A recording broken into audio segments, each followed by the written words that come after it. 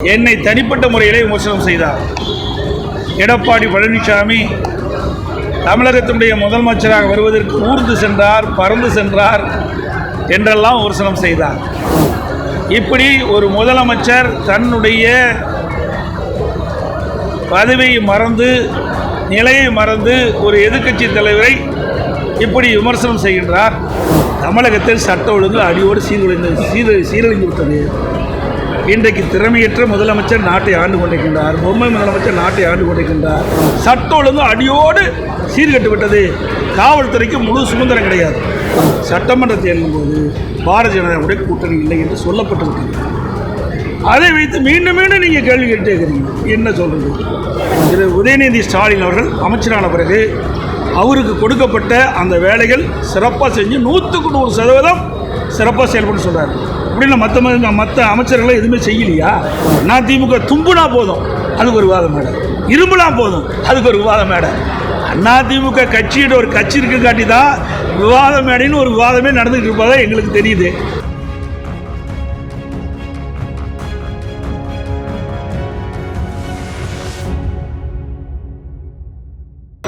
அனைத்து ஊடகங்களுக்கும் பத்திரிகைகளுக்கும் வணக்கம். இன்றைய தினம் தமிழ்நாடு முதலமைச்சர் திரு ஸ்டாலின் அவர்கள் என்னை பற்றி பல விமர்சனங்களும் நன்மை காலமாக தெரிவித்து வருகிறார். இந்த 2-3 நாட்களாக ஊடகத்தின் வாயிலாக, பத்திரிகையின் வாயிலாக திரு ஸ்டாலின் அவர்கள் என்னை பற்றி விமர்சனம் செய்வதை பற்றி செய்திகள் வந்துள்ளன. அதில் எதிர்க்கட்சி தலைவர் எடப்பாடி பழனிசாமி என்னை பற்றி விமர்சனம் செய்கிறார் என்று அவருடைய கட்சி நிர்வாகிகளுக்கு எழுதிய மடலில் தெரிவித்திருக்கின்றார். பத்திரிகையிலும் அந்த செய்தி வந்திருக்கின்றது. ஏதோ நான் அவரை கொச்சைப்படுத்தி பேசியதாகவும், எதிர்க்கட்சி தலைவர் என்ற அந்த நிலையிலிருந்து தவறுதலாக பேசுவதாக பத்திரிகையிலே விமர்சனம் செய்திருக்கின்றார்.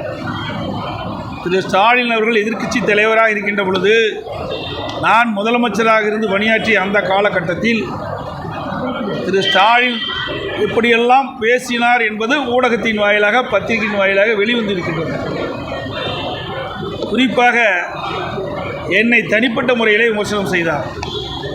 எடப்பாடி பழனிசாமி தமிழகத்தினுடைய முதலமைச்சராக வருவதற்கு ஊர்ந்து சென்றார், பறந்து சென்றார் என்றெல்லாம் விமர்சனம் செய்தார்.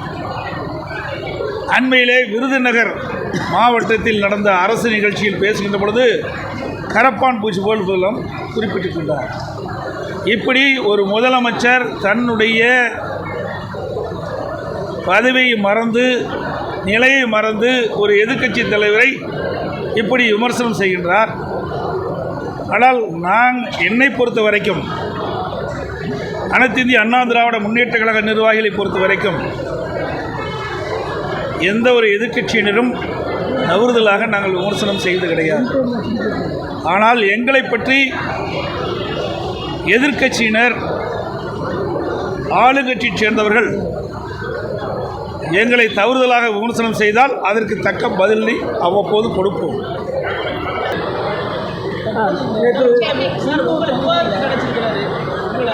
அதிமுக அரசு கொண்டு திட்டங்களையும் சரி, திமுக அரசு திட்டங்கள் எல்லாம் என்னென்ன கொண்டு வந்து சொல்லி விவாதத்துக்கு எடப்பாடி பழனிசாமி தயாரா சொல்லி அழைப்பு விட்டார். யார்? நான் அழைப்பு விட்டது? யாருக்கு அழைப்பு விட்டேன்? யாருக்கு அழைப்பு விட்டோம்? அப்படின்னா முதலமைச்சர் தான், அந்த நாட்டுடைய முதலமைச்சர் தான் பதில் சொல்ல வேணும். இவர் பதில் சொல்கிறதுக்குலாம் எங்காலும் நிறையா இருக்கிறாங்க. இங்கே இருக்கிறாங்க முன்னாள் அமைச்சர்லாம் நிறைய பேர் இருக்கிறாங்க. இவருக்கு என்ன தெரிய போகுது? அப்பாவோட மோசமாக இருக்கிற இவர் ஏதோ சவாலுக்காக பேசுகிற ஒழிய வாய்ச்சொல் வீரராக இருந்து பிரயோஜனம் இல்லை. அனைத்து இந்திய அண்ணா திராவிட முன்னேற்ற கழக ஆட்சியில் நிறைவேற்றப்பட்ட திட்டங்கள் இந்த ஒரு மாவட்டத்தில் மட்டும் நான் சொல்லியிருக்கிறேன். தமிழ்நாடு முழுவதும் ஏராளமான திட்டங்களை நாங்கள் நிறைவேற்றிக்கிறோம். திராவிட முன்னேற்ற கழக அரசு அமைக்கப்பட்ட பிறகு, திரு ஸ்டாலின் முதலமைச்சராக வந்த பிறகு என்னென்ன திட்டத்தை நிறைவேற்றப்பட்டீர்கள் அதுக்கு நான் கேள்வி கேட்டால் உதயநிதி பதில் சொல்கிறார். ஏன் முதலமைச்சர் எங்கே போயிட்டாரு அப்படின்னா திறமையில்லாத முதலமைச்சர்னு ஒத்துக்கிறாரா அவர்? நான் சொன்ன மாதிரி பொம்மை முதலமைச்சர் ஒத்துக்கிறாரா? நேற்று வந்து அதான் நான் ஏற்கனவே சொன்னமே, இன்றைக்கு தமிழக எல்லா மாநிலத்திலும் ஒரு முதலமைச்சர் தான் இருக்கிறாங்க. தமிழ்நாட்டில் தான் 4 முதலமைச்சர் இருக்கிறாங்க. அந்த அடிப்படையில் தான் உதயநிதி முதலமைச்சருக்கு பதிலாக பதில் சொல்லிட்டு இருக்காரு. முதலமைச்சர் சொல்ல வேண்டிய பதிலை முதலமைச்சர் தான் சொல்ல வேணும். அதெல்லாம் ஏற்கனவே சொன்னேன். அதிகார மையங்கள் 4 இருக்குது. அந்த 4 யார் என்று உங்களுக்கே தெரியும். வேணுமென்றே திட்டமிட்டு என்னிடத்தில் ஏதாவது கேள்வி கேட்டு அது ஒரு விவாத பொருளாக்கி அப்புறம் அதுக்கு ஒரு 4 பேர் வச்சு விவாதம் பண்ணுவீங்க. அது ஏற்கனவே சொல்லியாச்சு, அது தெரியும் உங்களுக்கு. நேற்று வந்து சுகாதாரத்துறை அமைச்சர் வந்து அந்த யூடியூபர் இருப்பா அந்த விவகாரத்தில் வந்து என்னென்னு சொன்னார்னா, அவர் கொலை குற்றம் செய்யலை, காவல்துறை நடவடிக்கை எடுக்கலன்னு ஒரு அமைச்சரே சொல்கிறார். என்ன இந்த யூடியூபர் வந்து அவர் தொப்புள் கொடி கட் பண்ண விவகாரத்தில் அது நீதிமன்றம் வரைக்கும் போயிருக்குது. அந்த நீதிமன்றத்தில் இருக்கிறதுனால அதில் வந்து கருத்து சொல்வது சரி இருக்காது. நல்வாழ்வுத்துறை அமைச்சர் செய்தியாளர்களை சந்திச்சிருந்தார் சார். அப்போ அவர் என்ன சொல்கிறாருன்னா, ஒரு அமைச்சர் காவல் நிலையத்தில் புகார் அளித்தால் கூட காவல்துறையினர் வந்து நடவடிக்கை எடுக்கல அப்படின்னு ஒரு அதிர்ச்சியான தகவலை பதிவு செஞ்சுருக்காங்க. அதாங்க, அப்படிப்பட்ட அரசாங்கம் தான் இப்படி இருக்குது. ஆனால் ஏற்கனவே சொன்னேன், தமிழகத்தில் சட்ட ஒழுங்கு அடியோடு சீரழிந்து விட்டது. இன்றைக்கு திறமையற்ற முதலமைச்சர் நாட்டை ஆண்டு கொண்டிருக்கின்றார். பொம்மை முதலமைச்சர் நாட்டை ஆண்டு கொண்டிருக்கின்றார். அவருடைய அமைச்சர் வைக்கின்ற அமைச்சரே இப்படிப்பட்ட கருத்து சொல்கின்ற பொழுது நாட்டு மக்களுக்கு எங்கே நீதி கிடைக்கும்? அதாவது மெத்தப்பட்டம் என்கிற போதைப் பொருள் வந்து அதிகமாக புழக்கத்தில் வந்துட்டுருக்குது. ஒரு மருத்துவ பரிந்துரை சீட்டு இல்லாமலே வந்து சர்வசாதாரணமாக கிடைக்குது அப்படின்னு சொல்லி அவங்ககிட்டே ஒரு கேள்வி கேட்ட செய்தியாளர்கிட்ட என்னன்னா, குற்றம் செய்யப்பட்டவர்களை அடையாளம் காட்டினால் நடவடிக்கை எடுப்பதாக அவர் பதில் சொன்னார். இப்படி அரசாங்கம் எதுக்காக இருக்குது? அரசாங்கம் என்பது இப்படி பத்திரிகையாளர்களோ அல்லது பொதுமக்களோ ஏதாவது பிரச்சனை என்று சொல்லுகின்ற பொழுது அந்த பிரச்சனைக்கு ஆழமாக சென்று அதை விசாரித்து உரிய நடவடிக்கை எடுக்கணும். அதுதான் அரசாங்கம். நாமளே சொல்கிறதுக்கு அரசாங்கம் தேவையில்லை. சில இடத்துல இப்படிப்பட்ட போதைப் பொருள் விற்பனை நடக்குதுன்னு சொன்னால் அந்த அரசாங்கம் விழிப்போடு இருந்து செயல்பட்டு எந்தெந்த இடத்துல போதைப் பொருள் விற்பனை இருக்குது, எந்தெந்த இப்படி நீ சொன்ன மாதிரி அந்த போதைப் பொருள்லாம் இப்பொழுது இங்கேயே தயார் பண்ணுகின்ற ஒரு சூழ்நிலாம் பத்திரிகையில் பார்த்தேன். அப்படிப்பட்ட அவலங்களை இந்த ஆட்சியில் நடைபெற்றுக் கொண்டிருக்கின்றன. சட்ட ஒழுங்கு அடியோடு சீர்கட்டு விட்டது. காவல்துறைக்கு முழு சுதந்திரம் கிடையாது. அதனால் அவர்கள் இந்த போதைப் பொருள் விற்பனை செய்கின்றவர்களை தடை செய்ய முடியாத ஒரு சூழ்நிலை இருக்குது. அதனால தான் இந்த போதைப் பொருளை தடை செய்ய முடியல. அதிமுக சார்பில் தொகுதி வாரியாக புதுசாக ஒரு கள ஆய்வு குழுவெல்லாம் அமைச்சிருக்கு சார். அந்த கள ஆய்வுடைய உத்வேகம் தற்பொழுது அதிமுக தொண்டர்கள் மத்தியில் எப்படி இருக்குது சார்? அதை நீங்கள் போனது தானே தெரியும்.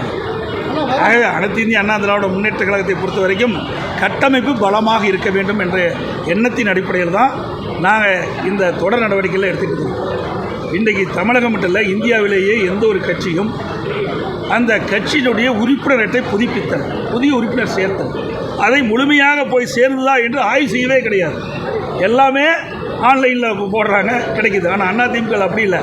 முறையாக அதிமுக கொடுக்கின்ற படிவத்தை, தலைமை கழகம் கொடுக்கின்ற படிவத்தை பூர்த்தி செய்து தலைமை கழகத்தில் ஒப்படைக்கப்பட்டு தலைமை கழகம் கொடுக்கின்ற அந்த உறுப்பினர் சீட்டை உரியருடன் வழங்க வேண்டும். அதை ஏற்கனவே வழங்கிட்டு இருக்கிறோம்.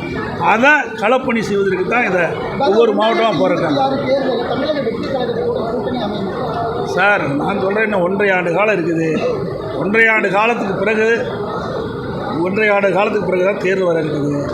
தேர்தல் வருகின்ற பொழுது தான் இதையெல்லாம் சொல்ல முடியும்.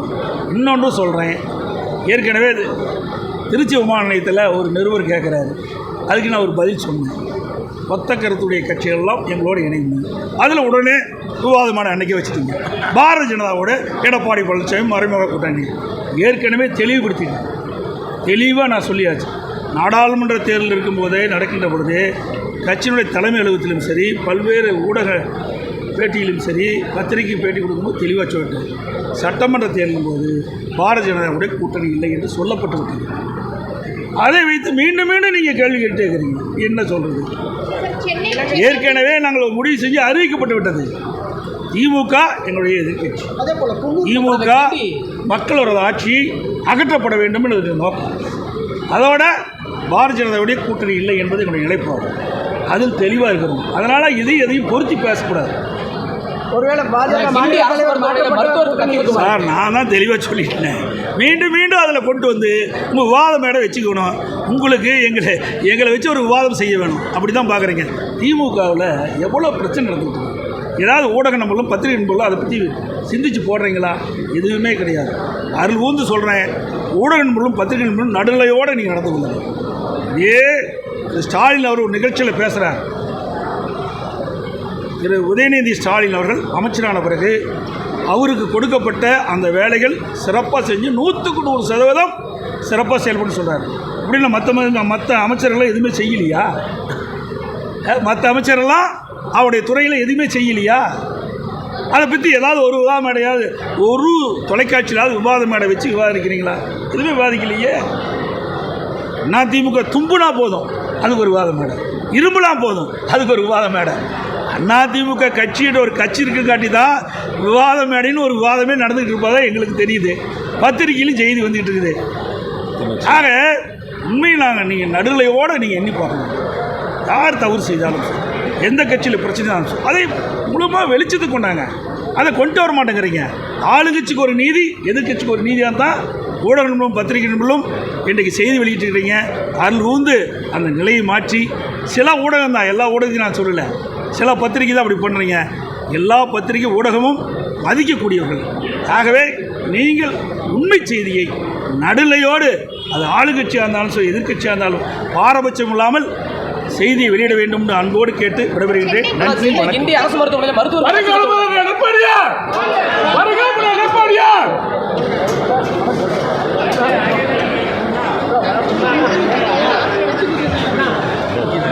இதுபோன்ற செய்திகளை மேலும் தெரிந்து கொள்ள எங்களது யூடியூப், ஃபேஸ்புக் மற்றும் ட்விட்டர் ஆப்களை சப்ஸ்கிரைப் செய்யவும்.